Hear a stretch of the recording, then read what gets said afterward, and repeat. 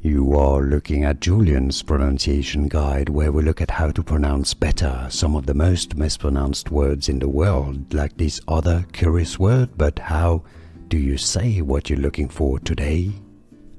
Let's learn together how to pronounce this word from Italian, meaning old in Italian. I know the spelling is super confusing.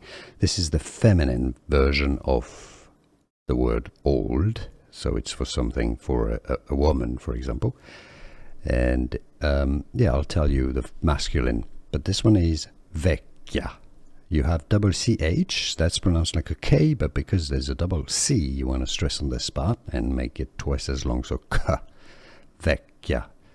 Vecchia is how you say old. Vecchia.